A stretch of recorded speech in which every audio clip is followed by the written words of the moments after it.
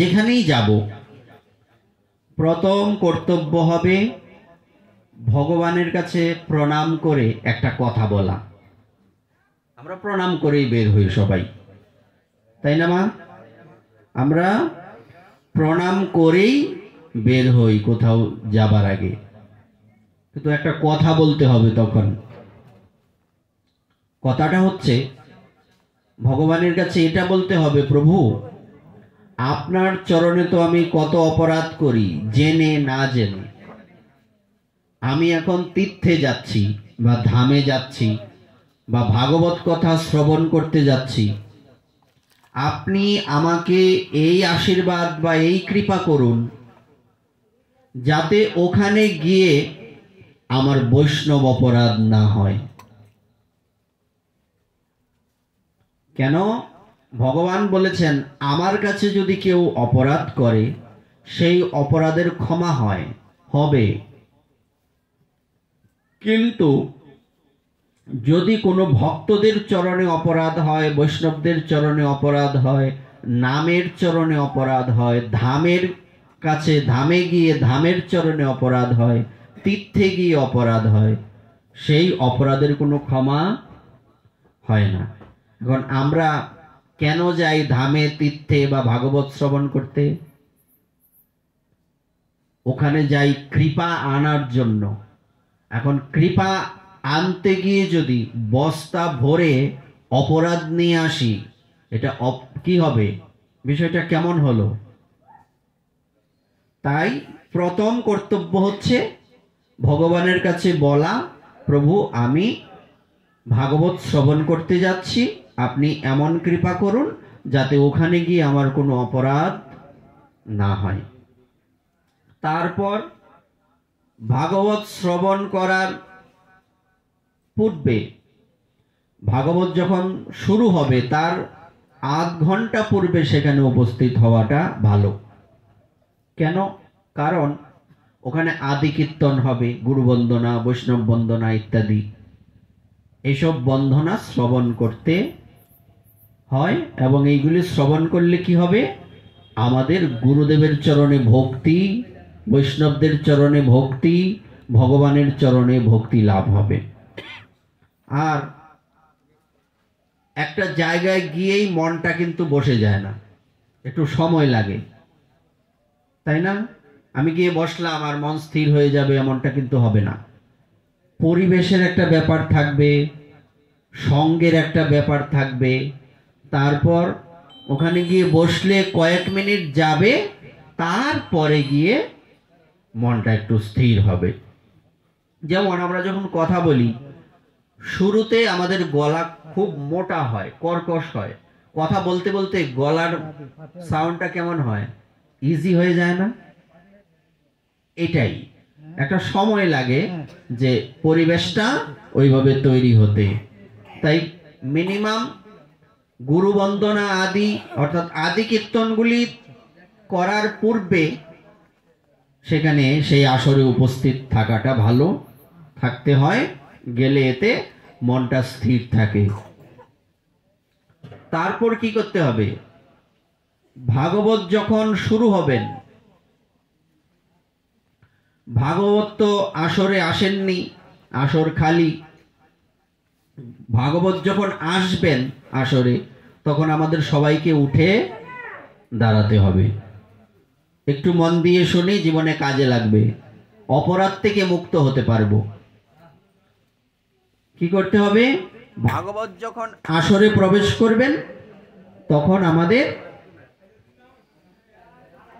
উঠে দাঁড়াতে হবে। কেন? যেমন করে শিক্ষক বা গুরুদেব কোনো ক্লাসে প্রবেশ করেন তখন আমরা উঠে দাঁড়াই কি না? তো গ্রন্থ যখন আসবেন তখন উঠে দাঁড়াতে হবে। গ্রন্থ আসরে বসবেন, তারপরে আমরা প্রণাম করে নিজ নিজ জায়গায় বসবো, তার আগ পর্যন্ত আমাদের দাঁড়িয়ে থাকতে হবে। স্বয়ং ভগবান শ্রীকৃষ্ণ ব্রহ্মাজিকে বলেছেন, হে ব্রহ্মা, যে ব্যক্তি ভাগবত দর্শন করে উঠে দাঁড়িয়ে প্রণাম না করে, প্রণাম বলছে না, উঠে দাঁড়িয়ে প্রণাম না করে তার 1 বৎসরের অর্জিত পুণ্য নষ্ট হয়। আগে আমাদের কি করতে হবে? পুণ্য করার থেকে পাপ বাদ দেওয়া শিখতে হবে। আমি পুণ্য করলাম একটা আর পাপ করলাম 10টা, লাভ হলো কি? বা পুণ্য করলাম 10টা, পাপ করলাম 10টা, তাও তো লাভ হলো না। কি হয়ে গেল? কি হয়? যেমন আমরা যখন বীজগণিত পড়ি, ওখানে কি আছে? প্লাসে প্লাসে প্লাস, মাইনাসে মাইনাসে, এরকম আছে না নাই? প্লাসে মাইনাসে মাইনাস। তো এখন আমি 10টা পাপ করলাম, 10টা পুণ্য করলাম, কি ফল কত? শূন্য, ডবল জিরো, চশমা, তাই না? তো আমি তো শূন্য আনার জন্য যাইনি, আমি গিয়েছি কি করতে? অন্তত একটা কিছু নিয়ে আসার জন্য গিয়েছি। তাই আমাদের কি করতে হবে? অপরাধ বাদ দিতে হবে আগে। তো কি হলো? একটা নতুন জিনিস আমরা শিখলাম, ভাগবত দর্শন করে উঠে দাঁড়িয়ে প্রণাম না করলে কি হয়? 1 বৎসরের পুণ্য নষ্ট হয়। 1টা বৎসর আপনি যে পুণ্য করেছেন সেই পুণ্যটা নষ্ট হয়ে যাবে। এটা ভগবান উবাচ। যদি কারো ঘরে ভাগবত থাকে আপনারা খুলে পড়তে পারবেন। প্রথম দিকে আছে ভাগবতের মাহাত্ম্যে, শ্রী ভগবান উবাচ। ভগবান শ্রীকৃষ্ণ ব্রহ্মাকে এই কথা বলেছেন, সৃষ্টিকর্তা ব্রহ্মা। আচ্ছা, তাহলে এই অবধি মোটামুটি আমরা জানলাম কি করতে হবে। এইবার ভাগবত যখন শুরু হয়ে যাবেন তখন আর কারো মুখে কথা বলা চলবে না। কারণ আমি যখন ভাগবতের আসরে গিয়ে কথা বললাম তখন আরেকজন যিনি শ্রবণ করছেন তার ব্যাঘাত হলো কিনা কথা শ্রবণ করতে? কোনো ব্যক্তি যে শ্রবণ করতে আসছে, আপনাদের মধ্যে যদি কেউ একজন কথা বলেন, আপনার পাশের জনের কি ক্ষতি হয়নি? শ্রবণ করতে ব্যাঘাত হয়নি? বা আমি যে কথা বলছি, আমার কথা বলতে কষ্ট হচ্ছে না, ক্ষতি হচ্ছে না? তাই সর্বপ্রথম নিরিবিলি পরিবেশ করে দিতে হবে। আমরা ভাগবত শ্রবণ করি বটে, আমরা কীর্তনে যাই, ধামে যাই, তীর্থে যাই, সবই করি। আমাদের ওখানে গিয়ে যে অপরাধ বেশি হয়, যে কারণে শূন্য পাই, তার প্রমাণ হচ্ছে আমাদের জীবনে কোনো পরিবর্তন নাই। নিজেকে প্রশ্ন করা উচিত যে আমি যে এত বৎসর ধরে পাঠ শুনি, কীর্তন শুনি, ধামে যাই, তীর্থে যাই, আমার উপকার কি হলো? আমার পরিবর্তন কি হলো? আজ থেকে 10 বৎসর পূর্বে এখানে পাকা বিল্ডিং ছিল কি?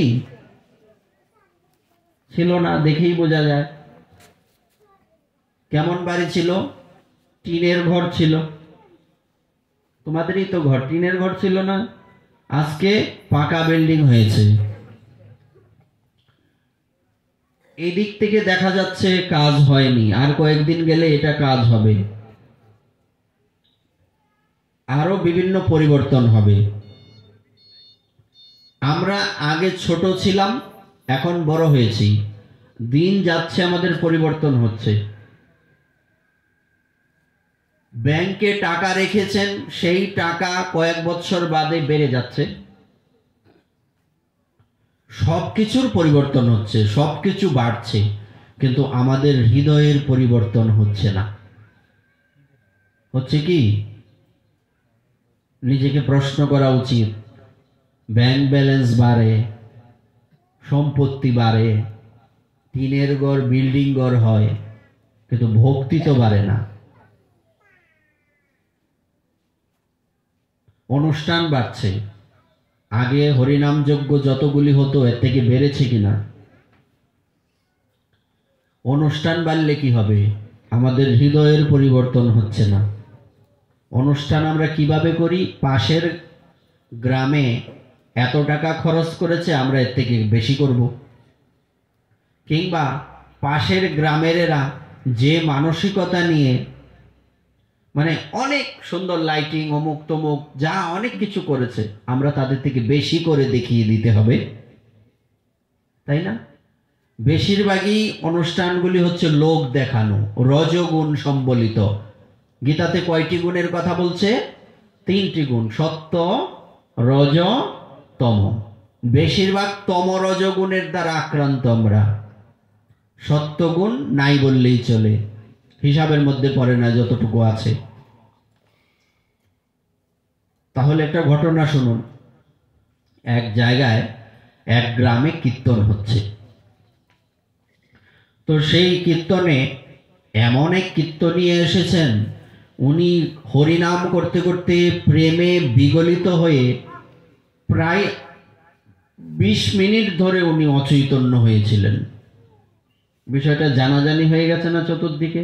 বিষয়টা নিয়ে চতুর্দিকে চর্চা হচ্ছে না? চর্চা হচ্ছে।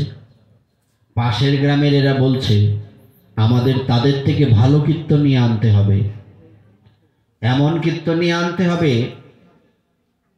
যার নামও আছে আর যে প্রেম দেখাতে পারবে। কিরকম? কীর্তনিয়ার সাথে ডিল করা হলো, চুক্তি করা হলো যে পাশের গ্রামে 20 মিনিট ধরে একজন কীর্তনিয়া অচৈতন্য হয়ে পড়েছিল, তো তুমি যত চাও ততই দেওয়া হবে, তুমি 2 ঘন্টা পরে থাকবে। অচৈতন্য হয়ে 2 ঘন্টা পরে থাকবে, ব্যাস।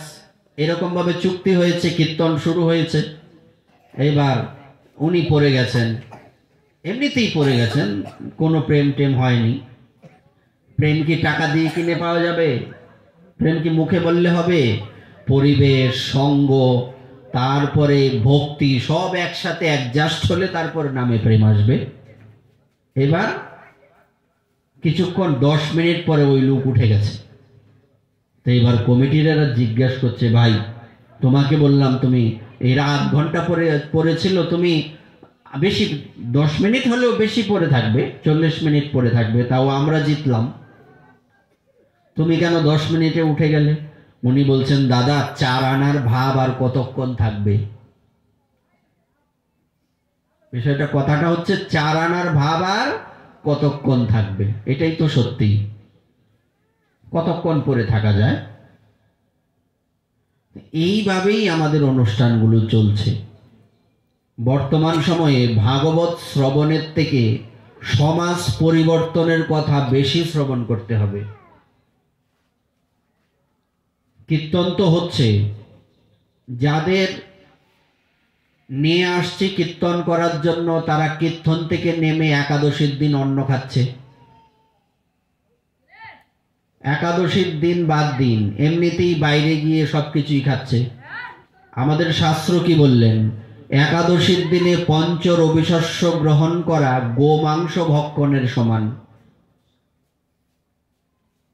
তাদের মুখে কীর্তন শুনে বৈকুণ্ঠ গতি হবে তো?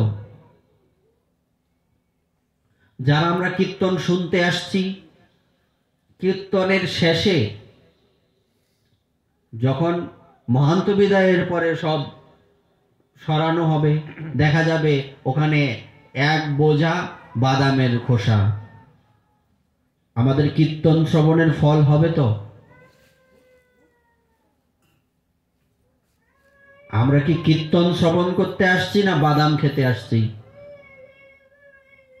আর কীর্তন যখন হয়, কীর্তনের আশেপাশে মেলা বসে, মেলার মধ্যে যত কুখাদ্যের দোকান, আপনারা এই আশেপাশে কীর্তন আরম্ভ হলে এখন থেকে ওই যারা সব সময় নিরামিষ খান না, তারা কি এখন নিরামিষ আরম্ভ হয়ে গিয়েছে না ঘরে ঘরে? অন্তত কীর্তনের সময়টা তো নিরামিষ খাবেন। এখন পাশে যদি কোনো ঝালমুড়ির দোকান থাকে, পাশে যদি কোনো বড়াপুরি সিঙ্গারার দোকান থাকে, ওখানে নিরামিষ আছে তো? হ্যাঁ, তাহলে আমাদের পরিবর্তন হবে কিভাবে? আমরা তো মন্দিরমুখী, মন্দির দেখে দেখে শিখব। কিছু মনে করবেন না। আপনাদের পাশে গত মনে হয় 6-7 বছর আগে হবে, একদিন পাটে আসছিলাম হরিসভাতে, হরিসভা মন্দিরে। তো ওখানে 6 দিন 7 দিন পাঠ হয় না, 6 দিন, আমি 6 দিনেই পাঠ শ্রবণ করেছি। এবার 7ম দিন আমার পাঠ। তো আমি পাঠে এই 6 দিনের মধ্যে একদিন দেখলাম একাদশীর দিনে কি ব্যবস্থা করছে, লুচি আর কি সুজি না কি ব্যবস্থা করছে। তখন আমি ওখানে বসে বললাম, আমরা হচ্ছি মন্দিরমুখী, মন্দিরকে দেখে দেখে আমরা শিখবো বাবা। মন্দিরে যদি অনাচার হয় তাহলে আমাদের কি পরিবর্তন হবে, কি শিখবো আমরা? এখন প্রশ্ন করতে পারেন যে একাদশীতে তো সবাই ফলাহার করে না, কেউ কেউ রুটি খায়। যারা রুটি খায় তাদের জন্য লুচির ব্যবস্থা করেছি, আর যারা ফলাহার করে তাদের জন্য ফলের ব্যবস্থা করেছি। বলছে সবাই তো নিরামিষও খায় না, যারা আমিষ খায় তাদের জন্য আলাদা আমিষের ব্যবস্থা করেন না কেন? এ করা উচিত। যারা মদ খায় তাদের জন্য আলাদা কয়েকটা বোতল নিয়ে আসলে কি হয়? বিষয়টা ভালো হলো না খারাপ হলো? আমাদের কিন্তু এগুলি ভাবতে হবে। যে জায়গায় আমরাও তো নামযজ্ঞে যাই, পৌরোহিত্য করতে হয়, পাঠ করতে হয়, অধিবাস কীর্তন করতে হয়, অনেক কিছুই করতে হয় আমাদের। তো যে জায়গায় দেখি লিস্টে একাদশী পড়েছে, ওই নামযজ্ঞ বাতিল, আমি যাব না। কারণ ওই একাদশীর দিনে এখানে যারা কীর্তন নিয়ে আসবেন তারা অন্ন খাবেন, এই পাপের ফল তো আমাকেও কিছু নিতে হবে। আমি আগের থেকে নমস্কার, আমার কিছু রুলস আছে, এই নিয়মের বাইরে হইলে আমি অনুষ্ঠানে যাই না। কারণ আমাদেরকে তো শিক্ষা দিতে হবে। আমি মনে করি যারা হরিনাম সংকীর্তনে পৌরোহিত্য করেন তাদের এবং যারা পাঠ করেন প্রত্যেকের এই বিষয়গুলি যজমানদেরকে বলা উচিত যে এমন যদি হয় আমরা কেউ যাব না। যদি বলে যে আমাদের একাদশীর দিন অন্নই খেতে হবে, তোমার কীর্তনের আমার বাবা দরকার নাই, তুমি ভাগো এখান থেকে, আমরাই তো তাদের নিয়ে আসি। আর যদি মহিলা দল না আসে তবে তাদের নাচ না দেখলে আমাদের নাকি নয়ন ভরে না, মন ভরে না। আপনাদের কাছে আমি একটা প্রশ্ন করি, যেহেতু কীর্তনের আসর তাই আগে এই কথাগুলি বলা বেশি দরকার। আমরা এক জায়গায় বাবা কেন যাব? ওখানে গিয়ে যদি আমাদের গতানুগতিক কথা বলে চলে আসি, 2-4টা কাহিনী বলে চলে আসি, তাহলে তো সমাজের পরিবর্তন হবে না। আসর বুঝে পাঠ করলে তো হবে না, সমাজের পরিবর্তন দরকার। তাই এগুলি বলছি। আর ধরেন যারা এখানে কীর্তন করতে এসছেন যে মায়েরা, কেন তাদের কি কোনো প্রাকৃতিকভাবে যে মেয়েদের সমস্যা হয় এমনটা কিছু হয় না? তখন কি তারা আসরে ওঠে না? কীর্তন হলো তো। এবং আমাদের পার্শ্ববর্তী ধর্মে যারা আছেন তারা আমাদেরকে অনেক সময় নানান কথা বলে যে তোমাদের ধর্মে পর্দার ব্যবস্থা নাই। আসলে কি আমাদের ধর্মে এরকম ব্যবস্থা আছে মা? আমি আমার ঠাকুরমা এবং আমার মা রানী, এখন উনি জীবিত আছেন, তো ওনাকে দেখেছি, সবসময় দেখি রাস্তাঘাটে গেলে পরে মাথার মধ্যে ঘুমটাটা দেওয়ার পর আঁচলের মাথাটা কামড় দিয়ে ধরে রাখেন মাথার থেকে যাতে কাপড়টা না পড়ে। আমরা তো এগুলি দেখে অভ্যস্ত, কিন্তু বর্তমান সময়ে এত ভালো কাপড়ের ব্যবস্থা, দামি কাপড়ের ব্যবস্থা, 12 হাত কাপড়, তারপরেও শরীর দেখিয়ে বেড়াতে হবে। এত বেয়াদব কেন আমরা? এত চরিত্রহীনা কেন আমরা? পার্শ্ববর্তী ধর্মের লোকেরা বলে তোমরা বেপর্দা, তোমাদের পর্দা নাই। এটা কি আমাদের শাস্ত্র বলেছেন না আমরা করে বেড়াচ্ছি? আমরা আমাদের শাস্ত্রকে কলুষিত করছি, আমাদের ধর্মকে অন্যদের কাছে ছোট করছি। এর ফল কি আমাদের ভোগ করতে হবে না? এবং যদি কীর্তনের দলের মধ্যে নারী পুরুষ একসাথে থাকে, ডোন্ট মাইন্ড, আমি আগে কান ধরে নিচ্ছি, তারা আলাদা রুম চায়। আমাদের মন্দিরে কীর্তন হয় তো আমরা এর ভুক্তভোগী, এই জন্য আমরা আমাদের আসরে কোনো মেয়েদেরকে আমাদের সনাতন ধর্মে দেবীর সম্মান দেওয়া হয়েছে, কিন্তু তারা শরীর দেখিয়ে নেচে বেড়াবে, তাদেরকে মানুষ দেবী না, তাদেরকে বেশ্যা বলবে। শব্দটা বলেই দিলাম, শ্রী বিষ্ণু। আপনি যদি আপনার শরীরটাকে ঢেকে রাখতে না পারেন, আপনাকে কেউ মায়ের সম্মান দেবে না, আপনাকে খারাপ দৃষ্টিতে দেখবে।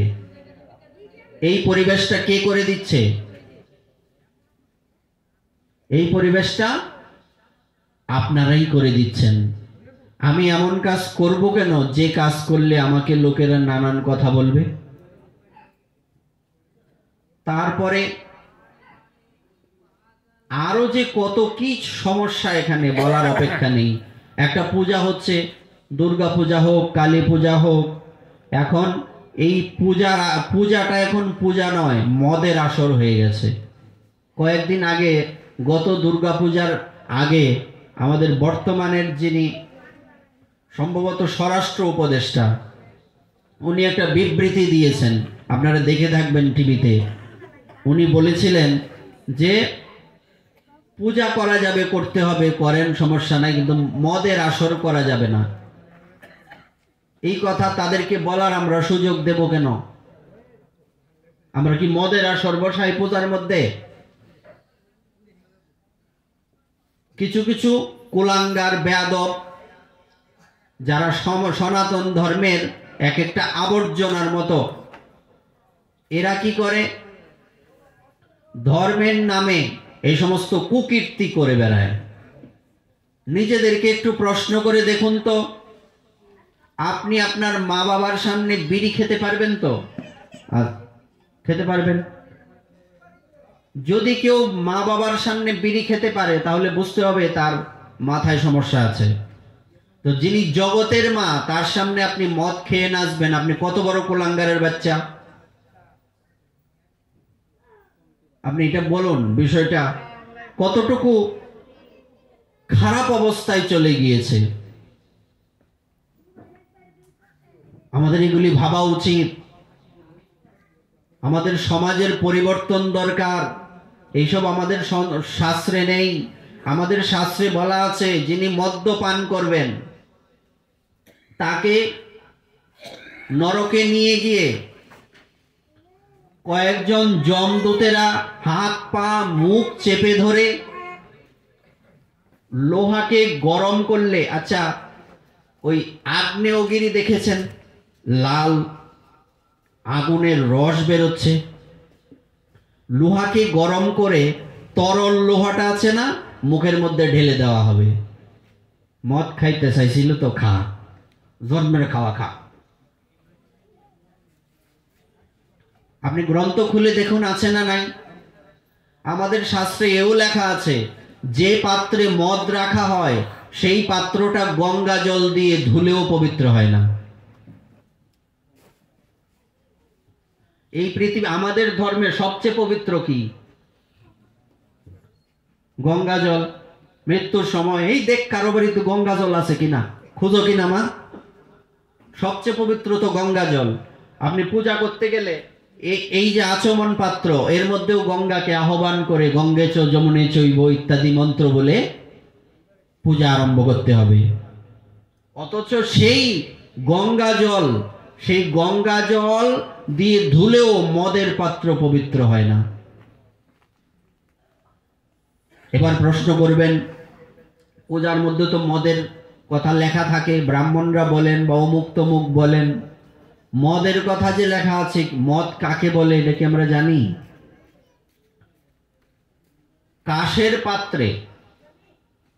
কাশের পাত্রে নারিকেলের জল দিয়ে ঘুটলে এটা হয় মদের সমান। এটা দিয়ে দেবীর অভিষেক করানো হয়, দেবীকে নিবেদন করা হয়। বাজার থেকে কিনে আনা মদের কথা বলা হয়নি। এটা মাথায় রাখতে হবে, জানতে হবে, আজকে নতুন শিখে রাখুন। কাশের পাত্রে নারিকেলের জল ঘুটলে এটা কিসের মতো হয়? এটাকে বলে বিক্রিয়া। যেমন তামার পাত্রে যদি শরবত বানাও কেমন হইব? বানাই দেখছো কোনোদিন? তামার পাত্রে শরবত বানাইলে এটা মুখে দিয়া দেখছো যে খাইতে পারবা কিনা? এটাকে বলে রাসায়নিক বিক্রিয়া। তেমনি কাশের পাত্রে নারিকেলের জল ঘুটলে এটা মদের সমান হয়। এই মদ সেই মদ নয়। কাজেই নিজে পাপ করছেন করেন, ধর্মের নাম দিয়ে করবেন না।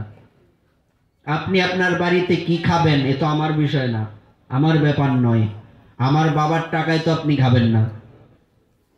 কিন্তু আপনি যখন ধর্মের নাম দিয়ে অধর্ম করবেন তখন তো আমাকে আঙ্গুল তুলতে হবে। এটা সর্বজন বিদিত শব্দ। আপনি আপনার বাড়িতে মদ খাবেন না মেয়ে নিয়ে আসবেন এটা আপনি বুঝবেন। আপনি ধর্মের নাম দিয়ে এটা করতে পারবেন না। ওখানে আমাদের কথা বলতে হবে। কারণ আমরা এখানে ওখানে ঘুরে বেড়াই কেন? সমাজের যাতে একটু পরিবর্তন হয়। পরিস্থিতি খুবই খারাপ। পাটের আসরও বাড়ছে, কীর্তনের প্যান্ডেল বাড়ছে, পূজার সংখ্যা দিন দিন বাড়ে ছাড়া কমে না। কিন্তু আমরা উৎসন্নে চলে যাচ্ছি। আজকে আমাদের সমাজে আমাদের সনাতন ধর্মাবলম্বীদের বিশেষ কিছু সমস্যা আছে। তার মধ্যে সমস্যাগুলির মধ্যে যেমন ধরুন, আমাদের মধ্যে একতা নেই। একটা এরিয়ার মধ্যে, একটা গ্রামের মধ্যে যদি 50টা ঘর থাকে, এখানে 4টে সমাজ থাকে, আলাদা আলাদা সমাজ। না তোদের সমাজে তোদের অনুষ্ঠানে আমরা যাব না, তোদের অনুষ্ঠানে আমরা যাব না। এইসব শিক্ষা কোথায় পেলেন? আমি এরকমও বিভিন্ন জায়গায় আমাদের যেতে হয়, অভিজ্ঞতা। এখানে এমনও দেখেছি যে ঝগড়া করে একটা কীর্তন 2টো কীর্তন হয়ে গেছে, এবং এই কীর্তনের লোকেরা ওই কীর্তনে যায় না। এমন একটা পরিবেশ। এই যে একতা নেই। একটা ছোট্ট ঘটনা বলি। এখন শীতকাল চলছে, অতিথি পাখি আসছে না বিভিন্ন জায়গাতে, বিলে ঝিলে, যারা সাইবেরিয়ার থেকে আসে, বিভিন্ন মানে অতিরিক্ত শীতপ্রবণ এলাকাগুলির থেকে আসে। এই শীতের মধ্যে এগুলি এসে থাকে। অতিথি পাখিদেররা কিভাবে উড়ে দেখেছেন? একটু মন দিয়ে শুনি, কথাটা কাজে লাগবে। পাঠ অনেক শুনতে পারবেন, এই সব কথা পাবেন না। কিভাবে উড়ে দেখবেন, ত্রিভুজের আকারে উড়ে। প্রথমে একটা পাখি, তারপরে 2টো, তারপরে 4টে, তারপরে 8টা, এরকম ভাবে দেখেছেন অতিথি পাখিগুলি উঠতে এরকম উড়ে। কিন্তু এটা কেন আমরা জানি? আমরা জানি না। মনে করি এটা মনে হয় তাদের সিস্টেম। এই সিস্টেমটা কেন? কারণ হচ্ছে এইভাবে যদি কোনো অতিথি পাখি উড়ে, এই আমি যেখানে বসে আছি এখান থেকে সাইবেরিয়া কত কিলোমিটার দূর বলতে পারেন? 26,000 কিলোমিটার দূর। কত কিলোমিটার? 26,000 কিলোমিটার দূর। এত দূর থেকে এই পাখিগুলি এদিকে আসে। তো এইভাবে উড়লে কি হয়? এক একটা পাখির উড়ার ক্ষমতা 180% বেড়ে যায়। যে কারণে তারা এরকম ত্রিভুজের আকৃতিতে উড়ে বেড়ায়। যারা পাখি নিয়ে গবেষণা করে তারা বলতে পারবে ভালো। আমরা পাঠ করি তো আমাদের অনেক দিকের নলেজ থাকতে হয়। এটা দিয়ে আমরা কি শিখলাম? একটা পাখি যদি মনে করে আমি একলা উড়ে সাইবেরিয়া থেকে এই বঙ্গদেশে বাংলাদেশে আসব, তার দ্বারা কোনোদিনই সম্ভব হবে না। একসাথে উড়ে বলে তাদের এই অবস্থা, তারা এখানে আসতে পারে। আমরা সেই স্কুলে পড়েছি, একতাই বল, আমাদের একসাথে থাকতে হবে, ইউনিটি। আমরা পড়েছি, কিন্তু জীবনে এই কথাগুলি প্রয়োগ করতে পারছি না। আপনারা যারা বাল্য শিক্ষা পড়েছেন, জীবনের প্রথম শিক্ষা কি? অসৎসঙ্গ ত্যাগ করো। করতে পেরেছি বাবা? তবে পড়ে লাভ কি? পড়ে লাভ কি হলো? তো আমরা কেবলমাত্র পড়াশোনা করেছি, কিন্তু জীবনে এই পড়াশোনাগুলি কাজে লাগাতে পারিনি। তার মানে আমার শুধু সার্টিফিকেট এসছে, মানুষ হতে পারলাম না। যখন কোনো ব্যক্তি, কোনো ছোট্ট বালক বালিকা গিয়ে প্রণাম করে বড়দেরকে, মাথায় হাত দিয়ে কি আশীর্বাদ করে? মানুষ হওয়ার জন্য। এই বাচ্চাটা যদি মুখের উপর বলে বসে, দাদু আমার মাথায় হাত দিয়ে আপনি বলছেন মানুষ হওয়ার জন্য, আমি তো মানুষই আছি, আমি তো মানুষেরই বাচ্চা। এটার অর্থটা হচ্ছে এই পৃথিবীতে পশু পাখি হয়ে জন্মগ্রহণ করে পশু পাখি হয়ে মারা যায়, মানুষ মানুষ হয়ে জন্মগ্রহণ করে না, তাকে মানুষ হতে হয়। রবীন্দ্রনাথের একটা বিখ্যাত ছড়া আছে, সেখানে লেখা আছে,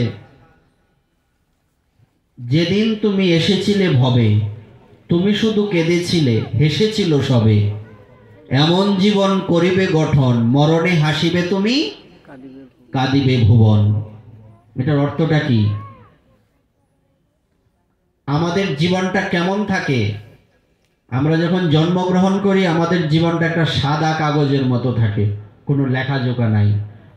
এখানে এসে আমাদের লিখতে হয়। বলে না ভাগ্য, ভাগ্য কিসের উপর ডিপেন্ড করে? কর্মের উপরে। এটা পাবেন গীতার 3য় অধ্যায় কর্মযোগে বিস্তারিত। আমরা তো গ্রন্থ পড়ি না। আমাদের প্রত্যেকটা ঘরে ঘরে গীতা রয়েছে। গীতা নেই এমন কোনো সনাতন ধর্মাবলম্বী বাড়ি নেই, কিন্তু এটা কি ঘরে রেখে দেওয়ার জন্য? গীতাটা ভগবানের আসনে থাকে, এটার উপর একটা লাল কাপড় থাকে, এর উপরে তুলসী চন্দন পড়তে পড়তে এটা গীতা না মাতা কিছুই বোঝা যায় না, কিছুই বোঝা যায় না। এর ভেতরে গিয়ে দেখা গেল উই পোকা খেয়ে ফেলেছে। হ্যাঁ সর্বনাশ, ফুল জল দেওয়ার লাগবো। আরে ভাই, গ্রন্থ তো ফুল জল দেওয়ার জন্য না, গ্রন্থ তো পড়ার জন্য। ফুল জল তো আমরা দিয়ে বসছি এখানে বাবা। এটা কি ফুল জল দিয়ে যদি রেখা দিতাম তাহলে ওই তো। গ্রন্থ হচ্ছে পড়ার জন্য। গ্রন্থ পড়ার কোনো বিকল্প নেই, হতে পারে না কখনো। জীবনে যদি পরিবর্তন চাই আমরা, আমাদের গ্রন্থমুখী হতে হবে। অনেকে প্রশ্ন করে থাকেন, 10 জনে যদি 10 কথা বলে আমরা কার কথা মানব? 10 জনের একজনের কথাও আমরা মানব না। আমরা মানব শাস্ত্রের কথা। আমাদের সমাজে একটা কথা প্রচলিত, যা দেখি না 2 নয়নে, বিশ্বাস করি না গুরুর বচনে। আমাকে দেখাও এই কথাটা কোন শাস্ত্রে আছে। যদি দেখাইতে না পারো, আগের দিন নাই বাবা, আছে। আগে লেখাপড়া মানুষ কম জানতো, যে যা বলতো সহজ সরল এই মানতো। এখন আর আগের দিন নাই, আগের দিন বাগে খাইছে। এক জায়গায় সহজ সরল গ্রামবাসী, কোথার থেকে একজন চালাক এসছে, এসে বলছে ভালোই তো, এরা তো তেমন লেখাপড়া জানে না, তাদেরকে আমি আমার ভাবে চালিয়ে ঠিক তাদের থেকে টাকা পয়সা নিতে পারবো। এবার এসে বলছে, শোনো তোমরা পড়াশোনা জানো? বলছে জানি না। তো পড়াশোনা শিখো। কি পড়াশোনা? বলছে কলে বলে যাগবা কয়টা দিন পড়বা, কলে বলে যাগবা কয়টা দিন, কলে বলে যাগবা কয়টা দিন, কলে বলে যাগবা কয়টা দিন। তো আরেক কয়দিন পরে আরেকজন আসছে, সে খুব চালাক, সে এসে বলছে এসব কি পড়ে? এটা তো পড়াশোনা না। এই তোমরা এসব কি পড়ো? বলছে আমরা স্যারে এইসব পড়া দিয়ে গেছে। কি? কলে বলে যাগবা কয়টা দিন। সে বুঝতে পারছে, বলছে নতুন পড়া শিখো আজকের থেকে, এসব পড়লে হবে না। বলছে কি? এমন কইরা খাইবা কতদিন।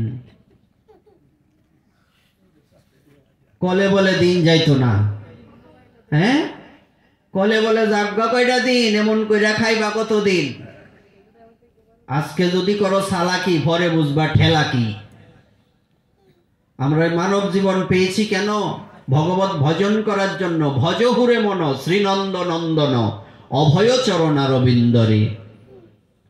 আমরা এখানে এসেছি ভগবত ভজন করার জন্য, কিন্তু দুর্ভাগ্যের বিষয় আমরা এখানে এসে অমানুষ হয়ে গেছি। যখন আমরা মাতৃগর্ভে ছিলাম, বলা হয় মাতৃগর্ভের মধ্যে বিশাল নরক, এখানে আলো বাতাস ঢুকে না, কত কষ্ট, মায়েরও কষ্ট, সন্তানেরও কষ্ট। ওখানে যখন আমরা যন্ত্রণা সহ্য করতে পারি না, আমাদের 7ম মাস বয়স হয়েছে, 7 মাস, তখন ভগবান এসেছেন। কেন এসেছেন? ভগবানের কাছে প্রার্থনা করেছি, প্রভু তাড়াতাড়ি আমাকে দর্শন দাও, এখান থেকে আমাকে মুক্ত করো। ভগবান এসেছেন, বলো কি চাও, আমাকে এখান থেকে বের করো। পৃথিবীতে গিয়ে তোমাকে ভজবো, তোমাকে ডাকবো, তোমার ভজনা করব। কিন্তু যখন পৃথিবীতে এলাম, সব হারিয়ে গেল, সব ভুলে গেলাম। এই আমাদের মানব জীবনের লক্ষ্য নয়। জীবনে যদি আমাদের পজিটিভ পরিবর্তন না হয়, তাহলে এই মানব জীবনটা অধন্য থেকে যাবে। অন্যান্য যুগের থেকে আমরা যে যুগে আছি সেই যুগের মাহাত্ম্য বেশি। সত্য যুগে হাজার হাজার বছর ধ্যান করে যা পাওয়া যেত না, ত্রেতা যুগে হাজার হাজার বছর যজ্ঞ করে যা পাওয়া যেত না, দাপর যুগে লক্ষ কোটি টাকা খরচ করে পুজো করে দান ধ্যান করে যা পাওয়া যেত না, কলিযুগে শুধুমাত্র সদাচার পালন করে হরি নাম করলেই তার সেই সমস্ত ফল প্রাপ্তি হয়ে যায়। হরি নাম কিভাবে করতে হবে? এমনি হরি নাম নয়, সদাচারে আসতে হবে, সৎ আচরণে আসতে হবে, সৎ পথে চলতে হবে। আমরা সেই জীবনে প্রথমেই শিখেছি সৎ পথে থাকার কথা। সত্য বল, সুপথে চল, ওরে আমার মন। সত্য বলার জন্য, সৎ পথে চলার জন্য আমাদের শাস্ত্র আমাদের শিক্ষা দিয়েছেন। আমরা কয়জন সৎ পথে চলছি? যে যুধিষ্ঠির মহারাজ, উনি জীবনে মিথ্যা কথা বলেননি, এই জন্য ওনার রথ সবসময় মাটির 2-3 ইঞ্চি উপর দিয়ে চলতো, কখনো মাটি ছুতো না। আশ্চর্য কিনা? রথের চাকা কখনো মাটিতে লাগতো না, 2-3 ইঞ্চি উপরে থাকতো। যেই অর্ধেকটা মিথ্যা কথা বলল, অশ্বত্থামা হত নরনহে গজ, তার সেই রথটা মাটিতে নেমে গেছে। কি শিক্ষা দেওয়া হলো? মিথ্যার মতো পাপ জগতে নেই। আমরা সারা দিন ভর ফুলঝুরির মতো মিথ্যা কথা বলতে থাকি, শিউলি ফুলের মতো। অনেকটা ফুল পড়ে না, এরকম দিনের গণলে শিউলি ফুলের মতো গণা হয়ে যাবে মিথ্যা ফুল, মিথ্যা কথা। তো আমরা কি শিখলাম, কি করলাম? আমাদেরকে কি শিক্ষা দেওয়া হয়? আমাদের শিক্ষা দেওয়া হয় ভালো মতো পড়াশোনা করো, অর্থ উপার্জন করো, অসৎ পথে হোক আর সৎ পথে হোক, টেহার গাঁটতে এনে দেওয়ার লাগবো। তুমি তোমার সন্তানকে মানুষ করতে পারলে না। একজন পুলিশ অফিসারের ছেলেমেয়েরা দুঃখ করে তাদের পিতাকে বলছিল, বাবা, আপনার থেকে নিচু পোস্টে যারা চাকরি করেন বা করতেন, তাদের কত বড় বড় বিল্ডিং, কত টাকা পয়সা হয়ে গেছে, আপনি আমাদেরকে কিছুই দিতে পারেননি। তখন সেই পুলিশ অফিসার বলেছিলেন, বাবারে, এরা কেউ বলতে পারবে না আমি সৎ পুলিশ অফিসারের সন্তান, কিন্তু তোরা বলতে পারবি আমরা সৎ পুলিশ অফিসারের সন্তান। গলা পর্যন্ত খেতে পারলে, সাততলায় ঘুমালেই মানুষ হওয়া যায় না। আজ পর্যন্ত যারা বড় বড় ভক্ত হয়েছেন, তারা সংসার আদি সমস্ত কিছু, এই টাকা পয়সা অর্থ সম্পত্তি ফেলে দিয়ে ভগবানের চরণে চলে গিয়েছেন। আপনারা প্রতিদিন হোক বা কোনো কীর্তনে হোক এই কথাটা বলেন, জয়রূপ সনাতন ভট্ট রঘুনাথ, শ্রীজীব গোপাল ভট্ট দাস রঘুনাথ। এই স্বরগোস্বামীগণের কোন গোস্বামী দরিদ্র ফ্যামিলির ছিলেন? একজনও না। রূপ সনাতন ওনারা ছিলেন একজন অর্থমন্ত্রী, একজন প্রধানমন্ত্রী। আর বাংলাদেশে যদি তাকিয়ে দেখুন, ছিল নরোত্তম দাস ঠাকুর মহাশয়, যার পিতার মিনিমাম 500 একর সম্পত্তি, এখনো পর্যন্ত কয়েকশো একর সম্পত্তি ঠাকুর মহাশয়। সে রাজশাহী খেতরি ধাম, শুনে থাকবেন, শুনেছেন কিনা জানি না। দেখুন, আমরা অনেক সময় বৃন্দাবনে যাই, নবদ্বীপে যাই, কিন্তু বাংলাদেশে কোথায় কোন তীর্থ ধাম আছে আমরা অনেকেই জানি না। জানি, অনেকেই জানি না। বৃন্দাবনে গেলে, নবদ্বীপে গেলে লোকেরা বলে, রাজশাহী খেতরি ধাম গিয়েছ? বলছে চিনি না। তো এন আইসো কি করতা? যাদের জন্য এত কিছু, এই যে হরিনাম যজ্ঞ হচ্ছে, এই যে এত কীর্তন হচ্ছে, ভাগবতের আসর হচ্ছে, কাদের জন্য আমরা পেয়েছি? ছিল নরোত্তম দাস ঠাকুর মহাশয় আদি মহাত্মা মহাজনগণের, তাদের জন্যই আমরা পেয়েছি। কিন্তু আমরা তাদের পরিচয় জানি না। যে ভগবান কলিযুগে জন্মগ্রহণ করেছেন, শ্রীকৃষ্ণ চৈতন্য মহাপ্রভু, এই সংকীর্তনের যিনি পিতা, সবকিছুর তো জনক থাকে, পিতা থাকে। যেমন জাতির জনক থাকে, কম্পিউটারকে আবিষ্কার করছে, কম্পিউটারের জনক অমুক তমুক, এসব আমরা পড়ছি না? এই হরিনাম সংকীর্তনের জনককে শ্রীকৃষ্ণ চৈতন্য মহাপ্রভু। উনি হচ্ছেন হরিনাম যজ্ঞের জনক। এই হরিনাম তার জন্য পেয়েছি। অথচ তার যে পিতৃপুরুষের ভিটা এই বাংলাদেশে রয়েছে, ঢাকা দক্ষিণ সিলেট, গোলাপগঞ্জ থানার অন্তর্গত সেই জায়গাটা, আমরা সেটা জানি না। তা আমরা কার আরাধনা করছি, কাকে ভজছি, সে কিছুই জানি না আমরা। আমাদের পরিবর্তন কি করে হবে? কোনোভাবেই পরিবর্তন সম্ভব নয়। তাই এখনো সময় আছে। আজকে এখানে আমরা বসে হরি কথা শ্রবণ কীর্তন করছি, আগামীকাল করতে পারবো কিনা যথেষ্ট সন্দেহ আছে। আগামীকালকে আমাদের নরসিংদীতে অনুষ্ঠান আছে। আমি যে আজকে রাত্র আমার পার হবে বলতে পারবো? হঠাৎ করে ওখান থেকে যদি ফোন আসে, পাটের আসর তো 8টায়, আপনি কোথায় আছেন, এখান থেকে একটা সাউন্ড যাবে ইনি মারা গেছেন, তখন কি হবে? এটা হতে পারে কি না বাবা? তাহলে আমরা কখন কিভাবে মারা যাব আমরা কেউ জানি না। ছোট ছোট ছেলে মেয়েরা মারা যাচ্ছে। অনেকেই বলে থাকেন, এখন ছোট মানুষ, এখন কি ভজনা করবে? পিছন থেকে যারা যুবক আছো তাদেরকে আমি বিশেষভাবে এই কথাগুলি শ্রবণ করতে উৎসাহ প্রদান করব। মন দিয়ে শুনতে হবে, কেননা সমাজের পরিবর্তনের জন্য যুবকদের দরকার। নিজেদেরকে প্রশ্ন করে দেখা উচিত আমাদের, আমরা যেভাবে চলছি এটার নাম জীবন? একে তো জীবন বলে না। আমরা তো এই পৃথিবীতে খাবারের জন্য আসিনি শুধু, আমরা পৃথিবীতে এলাম আহার নিদ্রা ভয় মৈথুনঞ্চ। এই যে আহার, আমরাও খাই, পশু পাখিরাও খায়, আমরাও ঘুমাই, পশু পাখিরাও ঘুমায়। আমাদেরও ভয় আছে, পশু পাখিদেরও ভয় আছে। আমাদের মধ্যেও নারী পুরুষ আছে, পশু পাখিদের মধ্যেও নারী পুরুষ আছে। তো তাদের থেকে আমাদের পার্থক্য কোথায়? আমরা যে মানুষ তার প্রমাণ কি? মানুষের ধর্মের নাম কি? মনুষ্যত্ব। তাই আমি যে মানুষ তার প্রমাণ কোথায়? আমি যে সনাতন ধর্মে জন্মগ্রহণ করেছি আমার পরিচয় কোথায়? প্রত্যেকটা জায়গায় জায়গায় গেলে দেখা যায় এখন কমে গেছে। এখন আর একাদশীতে কেউ রুটি খায় না, 2-4-5 জন পাওয়া যায় না। বেশিরভাগ প্রায় 90-95% ব্যক্তিরা একাদশী করে এখন। এটা হচ্ছে এই হরিকথা শ্রবণের ফল।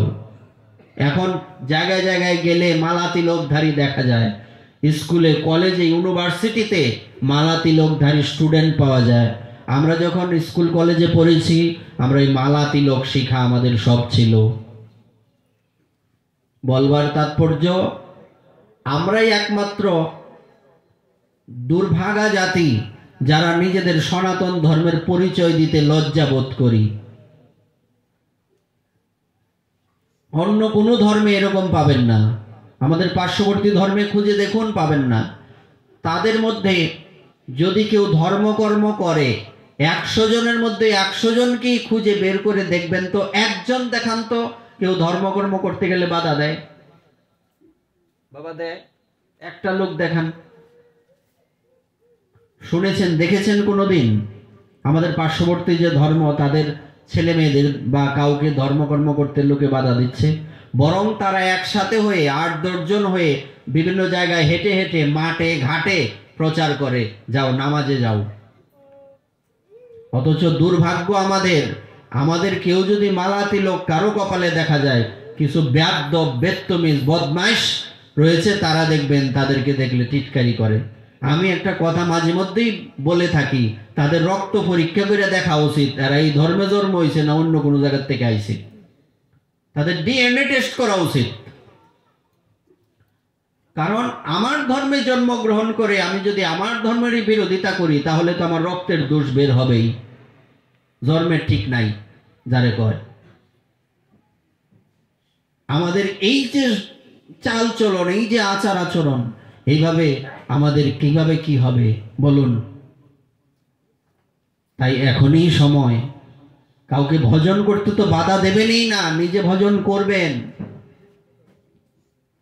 বিভিন্ন জায়গায় গেলে আমরা বলি, যেমন এক বাবা বৃদ্ধ, উনি কাঁদতে কাঁদতে বলছিলেন, আমি জিজ্ঞেস করলাম বাবা আপনি কাঁদেন কেন? উনি বলছিলেন, তুমি যে পাঠে বলছো কথাটা সত্যি, এটা আমার জীবনের সাথে ঘটে গেছে। মাঝে মধ্যে কিছু ঘটনা খুঁজে পাওয়া যায় মানুষের জীবনে, এগুলি তো ঘটছে বলেই আমরা বলছি। কিরকম? বলছে, আমি বলছিলাম ওখানে আমরা ছেলে মেয়েদের পড়াশোনা করানোর জন্য বাইরের দেশে পাঠাই।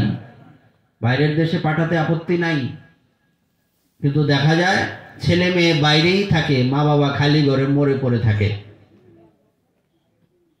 এমন পড়াশোনার কি দরকার? লোকটা কাঁদতে কাঁদতে কথা বলতে পারছিলেন না, বাবা আমার মেয়ে অস্ট্রেলিয়া থাকে, আমার ছেলে জার্মানি থাকে, কিন্তু আজকে আমি বৃদ্ধ, আমি যদি ফোন করি আমার ফোনটা পর্যন্ত উঠায় না। দোষটা কাদের?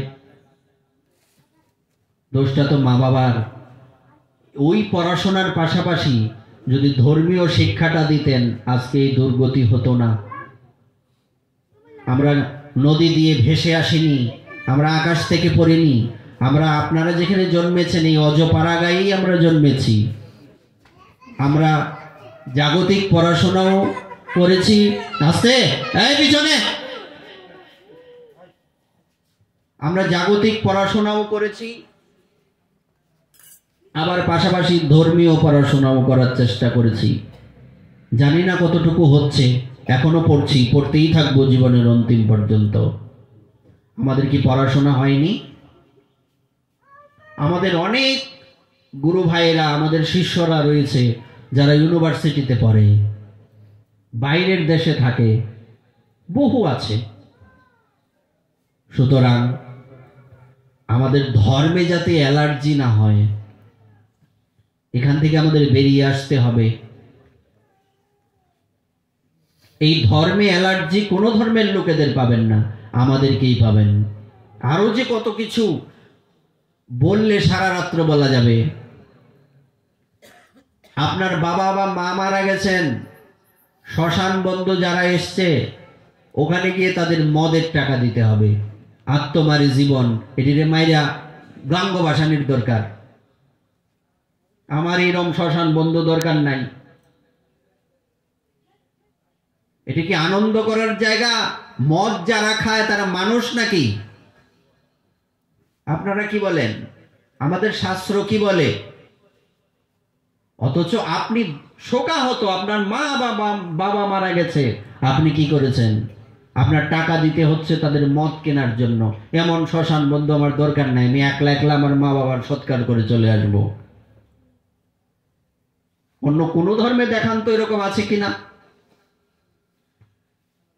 স্নান করে শুচি শুদ্ধ হয়ে শ্মশানে যেতে হয়। কিন্তু আমরা ওখানে গিয়ে অসুচি কর্ম করি। শ্মশানে গিয়ে খাইতেও দেখা যায় মানুষকে। শ্মশান কি খাবারের জায়গা? চিরা মুড়ি জিলাপি আরো কত কি তেন মহোৎসবে লাগাই দে, এটাই বালা। মহোৎসব বাইট করে লাভ কি? শ্মশানই কম, শ্মশানও কাষ্ট হইতাছে, মহোৎসব চালাই দেব, সমস্যা নাই। কেমন একটা পরিস্থিতির মধ্যে আমরা যাচ্ছি, এই তো আমাদের জীবন নয়। এরকম বহু রকমের সমস্যা আমাদের মধ্যে আছে। এই কথাগুলি যদি একটা কথাও যদি কারো কানে প্রবেশ করে, কেউ যদি পরিবর্তন হয়, তবেই তো আমাদের জীবনের সার্থকতা। নয়তো আমরা এখানে ওখানে গিয়ে লাভ কি? লীলা কথা কইলে এই ধর্ম জানতো না মানুষ, কান্না করাইতে পারবো, এখানে বসে 1 ঘন্টা কাঁদবেন এমনও কথা আছে। আমার এসবের দরকার নাই। এখন বর্তমানে দরকার বিখ্যাত কুত্তা সামলানির। লীলা ফরে আগে তো খেলা শেষ করো সংসারের, কেন যে ঝামেলা করতেছে ওইগুলি ঠিক করো। হ্যাঁ, এই জন্য খুব তাড়াতাড়ি আমাদের বিশেষভাবে পরিবর্তিত হতে হবে। সময় কিন্তু নেই, সময় ঠিক চলে যাচ্ছে। যদি আমার মৃত্যুর সময় আসে, মৃত্যুর দেবতা আমার কাছে আসেন, সেই মৃত্যুর দেবতা তাকে যদি বলি 2 দিন পরে আয়ো, মেয়ে বিয়াটা শেষ হোক, 2 দিন তো পরের কথা, 1 সেকেন্ড তোমাকে সময় দেওয়া হবে না। তোমার কথায় জগৎ চলবে নাকি? চলবে না। কাজেই ভজহুরে মন শ্রীনন্দের নন্দন, অভয় চরণার বিন্দরে।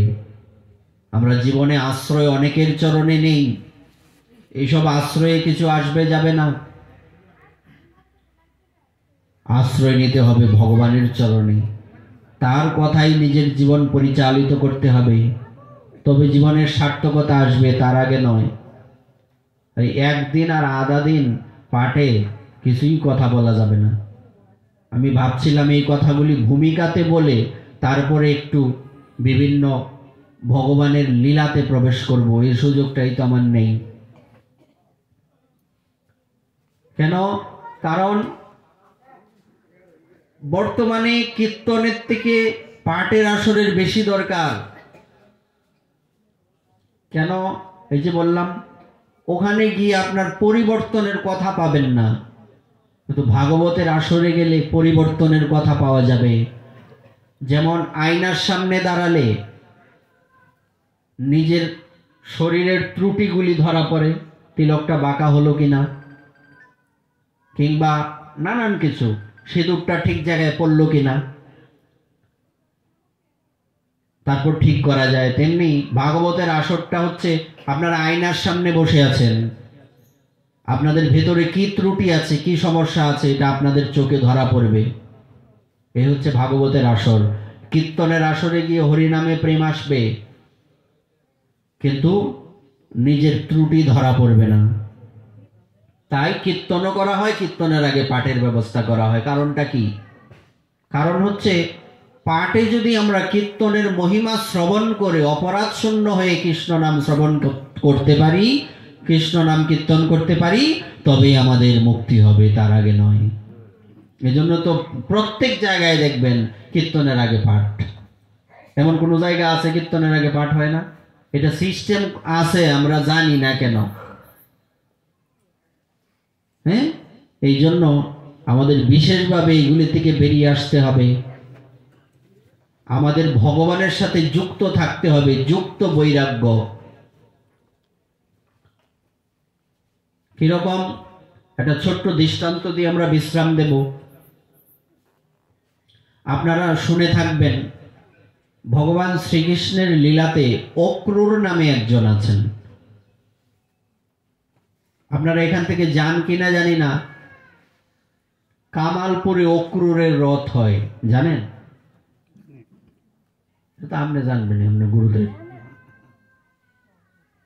আপনারা অনেকেই জানেন না।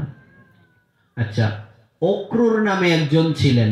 এই অক্রূরকে কংস পাঠিয়েছিলেন কৃষ্ণ বলরামকে বৃন্দাবন থেকে আনানোর জন্য। আপনারা সিরিয়ালেও দেখেছেন হয়তো। কৃষ্ণ বলরামকে যে রথে করে নিয়ে এসেছিল না বৃন্দাবন থেকে মথুরা, ইনি হচ্ছেন অক্রূর। সে অক্রূর যখন কৃষ্ণ বলরামকে বৃন্দাবন থেকে মথুরাতে ফিরিয়ে আনতে যান, তখন ওখান থেকে ফিরে আসার সময় অক্রূরকে ভগবান শ্রীকৃষ্ণ বললেন, কাকা আপনি ঘরে ফিরে যান, আমরা যথাসময়ে আপনার ঘরে যাব। অক্রূরের মন খারাপ হয়ে গেল। এটাই একটু তাৎপর্য বলে নেই। অক্রূরের মন খারাপ হয়ে গেল কেন? এই জীবনে ভক্তদের দুঃখ কি? আমাদের সংসারের সমাজে তো আমাদের অনেক দুঃখ। ব্যবসা চলে না ঠিক মতে, চাকরিতে বেতন কম, ঘরে ঝগড়া, স্বামী স্ত্রীর কথার সাথে স্বামীর কথার মিল নাই, স্বামীর কথার সাথে স্ত্রীর কথার মিল নাই, আরো অনেক কিছু সমস্যা। হ্যাঁ, কিন্তু এগুলি ভক্তদের দুঃখ নয়। ভক্তদের দুঃখ হচ্ছে ভগবানের থেকে দূরে চলে যাওয়া। একজন ভক্তের টার্গেট থাকে, প্রভু দুঃখ পাই আর যা পাই, যাই পাই না কেন জীবনে আমার তাতে কোনো আপত্তি নাই, আমাকে যাতে তোমার থেকে দূরে যেতে না হয়। অক্রূরের মন খারাপ হলো কেন? না, এই কয়দিন ভগবানের সাথে ছিলাম, এখন ভগবানের থেকে আলাদা হতে হবে। তো ভগবানের থেকে আলাদা হলে সমস্যা কোথায়? বলছে সমস্যা হচ্ছে ভগবানের থেকে আলাদা হয়ে যদি আমি চলি, তাহলে মৃত্যুর সময় ভগবানের কথা স্মরণ হবে না, ভগবানের দর্শন পাবো না। এতে কি হবে? এতে আমার মানব জীবন অধন্য থেকে যাবে, আমি ভগবানের চরণ প্রান্তে যেতে পারবো না। গীতার মধ্যে দেখবেন, অন্তকালে চ মামেব স্মরণ মুক্তা কলেবরম ইয়প্রয়াতি সমদ্ভাবম ইয়াতি নাস্তত্র সংশয়। মৃত্যুর সময় যে আমাকে স্মরণ করতে করতে দেহ ত্যাগ করে, সে আমার ভাবেই প্রাপ্ত হয়, সে আমাকে পায়। তাহলে মৃত্যুর সময় যদি আপনি সংসারের কোনো বিষয় নিয়ে চিন্তা করেন, সন্তানের কথা নিয়ে ভাবেন, যেমন আমরা জানি ভরত মহারাজ হরিণের কথা ভেবেছিলেন, পরের জন্মে হরিণ হয়েছেন। তা আমাদের কি চিন্তা করতে হবে? আমাদের ভগবানের কথা চিন্তা করতে হবে। কিভাবে হবে সেটা? সারা বৎসর যদি, সারা জীবন যদি আপনি হরিনাম না করেন, তাহলে আপনার মৃত্যুর সময় হরিনাম মুখে আসবে না। ভগবানের সাথে থাকা মানে কি? অক্রূর ইনি ভগবান শ্রীকৃষ্ণ যখন এই পৃথিবীতে লীলা করেন তখন সেখানে ছিলেন। আমরা তো শ্রীকৃষ্ণের লীলা বা মহাপ্রভুর লীলার সাথে যুক্ত নই। আমরা কি করে ভগবানের সাথে যুক্ত থাকব? আমরা ভগবানের নাম করে, ভগবানের সেবা করে, সাধুদের সেবা করে, গ্রন্থ পড়ে আমরা ভগবানের সাথে যুক্ত থাকব। সেই অক্রূর তখন বলেছিলেন, নাহম ভবদ্ভ্রাম রহিত প্রবেক্ষ্যে মথুরাম প্রভু ত্যক্তম নার্হসি মাম নাথ ভক্তম তে ভক্ত বৎসল। অক্রূর বললেন, প্রভু আপনাদের দুজনকে ছেড়ে আমি একা মথুরায় প্রবেশ করব না। হে নাথ, আমি আপনার ভক্ত, সুতরাং হে ভক্তবৎসল, আমাকে আপনার ত্যাগ করা উচিত নয়। কথাটা একটু মন দিয়ে আমাদের শুনতে হবে। কি বলেছি? ভগবানের লক্ষ্য হচ্ছে ভক্তকে আনন্দ দেওয়া, আর ভক্তের লক্ষ্য হচ্ছে ভগবানের থেকে আলাদা না হওয়া।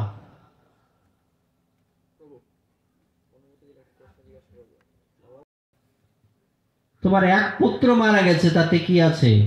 যাও, আজ থেকে তোমার দুটি পুত্র, আমি আর নিতাই।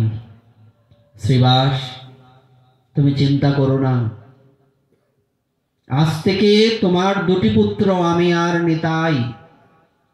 সবাই মিলে মহাপ্রভুর চরণ ধরে কাঁদছেন আর বলছেন, প্রভু এই পৃথিবীর কোনো কিছুর দিকে যাতে আমাদের মায়া না হয়, আসক্তি না হয়, একমাত্র আপনার এই রাঙা চরণে যাতে আমাদের ভক্তি হয়। একমাত্র আপনার এই রাঙা চরণ ছাড়া আমাদের যাতে আর কোনো গতি না হয়, গতি না থাকে। আমি যদি ঘুমিয়েও থাকি, আমি যে খেতে বসেছি, আমি আহারে বিহারে যে কোনো জায়গায় যে কোনো পরিস্থিতিতে তোমার চরণ থেকে যাতে দূরে যেতে না হয়। ভক্তের কষ্ট কি বলছিলাম, এই কথা থেকেই তো কথাটা এসছে। একজন ভক্তের লক্ষ্য হচ্ছে ভগবানের চরণ থেকে যাতে দূরে না যেতে হয়। যার কথা নিয়ে কথাটা উঠেছিল অক্রুরও তদ্রূপ, ভগবানের এখান থেকে যাবেন না। ভগবানকে বলছেন, প্রভু এই কৃপা করো, আমি যে রাঙাচরণের দর্শন পেয়েছি, তুমি তোমার দাদা বলাই সমস্ত গোপ সখাবৃন্দ, বৃন্দাবনবাসী যারা এসেছেন, সবাইকে নিয়ে আমার ঘরে এসে আমাকে সনাত করো। দুটো শব্দ, একটা অনাথ আর একটা সনাত। অনাথ কাকে বলে? আমরা স্বাভাবিক অবস্থায় অনাথ বলতে জানি যার মাতা পিতা নেই, কিন্তু শাস্ত্র আমাদের এটা বলেনি। কারা অনাথ? যারা ভগবানের ভক্ত নয় তারা অনাথ, আর যারা ভগবানের ভক্ত তারা সনাত। নাথ, অনাথ। নাথ কাকে বলে? নাথ শব্দের অর্থ প্রভু। যার প্রভু আছে সে কি? সনাত। যার প্রভু নেই সে অনাথ।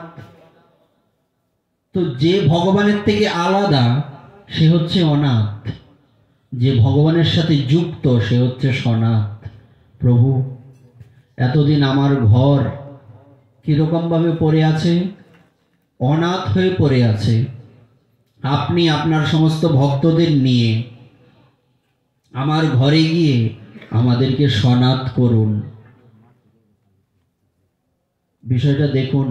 তাও ভগবান বললেন, আমি তোমার এখানে কাকা যাব, কিন্তু একটু সময় লাগবে, আমার কিছু কাজ বাকি আছে, এই কাজগুলি সেরে আমি তোমার এখানে যাব। কিছু করার নেই, ভগবানের ইচ্ছে। অক্রুর গেলেন, কিন্তু মন মরা। দুঃখ কি? এতদিন ভগবানের সাথে ছিলাম, এখন ভগবানের সঙ্গ ছাড়তে হলো। এবার কানাই বলাই তার সখাবৃন্দকে নিয়ে যাচ্ছেন। ইনারা তো গ্রাম থেকে এসেছেন, আর মথুরাতে সবাই রাজবেশে, সুন্দর সুন্দর পোশাক পরা। শহরের পোশাক আর গ্রামের পোশাক তো এক নয়। ওই সময়ের কথা বলছি, আজ থেকে ৫,৫০০ বছর আগের কথা। নিজেদের দিকে সখারা তাকাচ্ছে, আবার চতুর্দিকে সবার দিকে তাকাচ্ছে। তাদের কাছে নিজেদেরকে দরিদ্র দরিদ্র মনে হচ্ছে, ভিখারি মনে হচ্ছে। কানাই, যদি তাদের মতো কিছু পোশাক পেতাম ভালো হতো। তখন দেখা গেল একজন রজক আসছে। রজক মানে ধোপা। রজককে দেখে গোবিন্দ বললেন, দেখো আমার বন্ধুরা সব ভালো পোশাক পরতে চাইছে, তুমি তাদেরকে একটু পড়তে দাও, পরে ওইগুলি আমি ফেরত দিয়ে দেব। বলছে, কোথা থেকে এসছো তোমরা? যাও, বেরো এখান থেকে। তখন সবাই বলছে, কানাই এরা তোকে অপমান করলো, এ তোকে অপমান করলো। পিছনে আরো ছিল, একজন রজক নয়, ২-৩ জন ছিল, একজনেই গালি দিয়েছেন। এবার কৃষ্ণ কি করলেন, একটা যখন চাপড় মারলেন, মাথাটা গলা ঘাট থেকে আলাদা হয়ে পড়ে গেল। বাকি সব ছোটাছুটি করে পালিয়েছে। এমন সময় বলছে, যার যেটা লাগে পরে নাও। এরা সব পরে নিয়েছে, কিন্তু দুঃখের বিষয় হচ্ছে এক একটার ভিতরে ২-৩ জন ঢোকা যাবে, এত বড় বড় পোশাক। এরা ছোট ছোট না। বলছে, কানাই আগে পোশাক ছিল না, এটাই ভালো ছিল, এখন তো অদ্ভুত দেখাচ্ছে। বলছে, এবার কি করতে হবে? বলছে, এগুলি যদি একটু কেটে স্বাভাবিক করা যেত। যেন সামনে এক দর্জিকে পাওয়া গেল, দর্জির দোকান। বলছে, এগুলি কেটে একটু সাইজ করে দাও। তো সাইজ করে দিলেন উনি, সুন্দর এবার পড়েছে, ভালোই লেগেছে। নিজেদের দিকে তাকাচ্ছে, চতুর্দিকে তাকাচ্ছে। কানাই, পোশাক তো হলো, যদি একটু মালা টালা হতো ভালো হতো। হ্যাঁ, এইবার ভগবান বললেন, দেখি চলো। সামনে গেলেন। একজন মালাকার, যিনি মালা বিক্রি করেন, তার নাম হচ্ছে সুদামা মালাকার। এই সুদামা কিন্তু কৃষ্ণের বন্ধু সুদামা না, এটা যে মালা বিক্রি করে সুদামা। এবার তার দরজার সামনে যে গোবিন্দ গিয়ে দাঁড়ালেন সখাদের নিয়ে, ইনি হাত জোর করে দাঁড়িয়ে নিস্তব্ধ হয়ে গোবিন্দকে দেখছেন যে আমার বড় স্বাদ ছিল প্রভুকে একদিন আমার ঘরে আনবো। প্রভুর নিজ গুণে দয়া করে আমার ঘরে চলে এসছেন। সবাইকে ঘরে নিলেন, নিয়ে বসালেন, হাত জোর করে বললেন, প্রভু আপনার কি সেবা করতে পারি? বলছে, তুমি তো মালা সেবা করো, তো তুমি এত সুন্দর মালা তৈরি করো, আমাদের মালা পরাও সবাইকে। বলছে, প্রভু আমার বড় স্বাদ ছিল তোমাকে মালা পরাবো, তো তুমি এত কৃপাময়, তুমি একা আসনি, তুমি ভক্তদের সাথে নিয়ে এসছো, সবাইকে আমি এবার মালা পরাতে পারবো। সেই সুদামা মালাকার সবাইকে মালা পরালেন। তখন সুদামা মালাকার সে যখন ভগবানের চরণে প্রণাম করলেন, সেবা টেবা দিলেন সব, এইবার ভগবান বললেন, কি বর চাও বলো। এই কথা শুনে সুদামা মালাকার হাত জোর করে বলছেন, প্রভু আমার জীবনে আর কিছুই চাওয়ার নেই, আপনি আমার ঘরে এসছেন সপার্ষদে ভক্তদের নিয়ে, এমন কৃপা করুন জীবনে যাতে আপনার চরণকে ভুলে না যাই। তোমার চরণ ব্যতীত অন্য কোনো ধনের প্রতি যাতে, সম্পত্তির প্রতি যাতে আমার মন না থাকে। বলবার তাৎপর্য, এটা ভক্তদের লক্ষ্য, উদ্দেশ্য। ভক্ত কুকুর হতে চায়, আপত্তি নাই। ভক্ত বলছে যে প্রভু আমি যদি কুকুর হয়েও জন্মগ্রহণ করি আপত্তি নেই, যাতে কুকুর হয়ে তোমার ভক্তের দরজায় জন্মাতে পারি। তোমার ভক্তের দরজায় যদি কুকুর হয়ে জন্মাই তাহলে তোমার প্রসাদ পেতে পারবো। একজন ভক্তের এমন লক্ষ্য থাকবে, অথচ দুর্ভাগ্যের বিষয় আমরা মানুষ হয়েও পশু হয়ে প্রার্থনা করে, আমাকে এমন জায়গায় জন্ম দাও তোমার ভক্তের দরজায় যাতে প্রসাদ পেতে পারি, আর আমরা মানুষ হয়ে অখাদ্য কুখাদ্য খাই, প্রসাদে আমাদের রুচি আসে না, প্রসাদ পেতে আমাদের মনে সেই প্রসাদের প্রতি ভক্তি, ভালোবাসা, শ্রদ্ধা জাগে না, কিন্তু অখাদ্য কুখাদ্যের দিকে দৃষ্টি। তো আমরা কি করে ভক্ত হতে পারবো? ভক্তদের বৈশিষ্ট্যের মধ্যে তো এসব পড়ে না, না? এবার বলছে, তোমার ঘরের দরজার সামনে কুকুর হয়ে জন্মালেও ভালো, এটাও বলছে কীট পতঙ্গ হয়ে জন্মালেও ভালো। যে কেন না, বলছে তোমার ভক্তের দরজার সামনে যখন কীট হয়ে জন্মগ্রহণ করব, তবুও সেই ভক্তের প্রসাদ তো পেতে পারবো। কেমন টার্গেট দেখুন। তাই আমাদের লক্ষ্য থাকুক ভগবানের চরণ, আমাদের লক্ষ্য থাকুক ভগবানের ভজনের দিকে, আমাদের কর্ম সংসারে করব, আপত্তি নাই। সৎ পথে থেকে সৎভাবে উপার্জন করে আর নিত্য সদাচারী হয়ে নিত্য ভগবানের প্রসাদ পেয়ে হরিনামের যাতে আমাদের আসক্তি আসে, আমরা যাতে একাদশী ব্রত আদি করি, আমাদের প্রত্যেকের গলায় যাতে তুলসী মালা থাকে, আমাদের প্রত্যেকের ঊর্ধ্বপুণ্ড দ্বাদশঙ্গে যাতে তিলক থাকে, আমরা ব্রতগুলি যাতে করতে পারি, আমরা যাতে নিত্য গ্রন্থ অধ্যয়ন করতে পারি, নিত্য ভাগবতের চরণে আশ্রয় নিয়ে থাকতে পারি, এই হোক আমাদের একমাত্র লক্ষ্য। তবেই আমাদের জীবন সুন্দর, সার্থক আর সাফল্যমণ্ডিত হবে, তাতে কোনো সন্দেহ নেই। এই বলে আপনাদের চরণে প্রণাম জানিয়ে আজকের এই ভাগবতীয় কথা আর এখানেই দেওয়া হলো বিশ্রাম। যদি কোনো অপরাধ হয়ে থাকে ক্ষমা করবেন। কখনো কখনো আমাদের তিক্ত কথা বলতে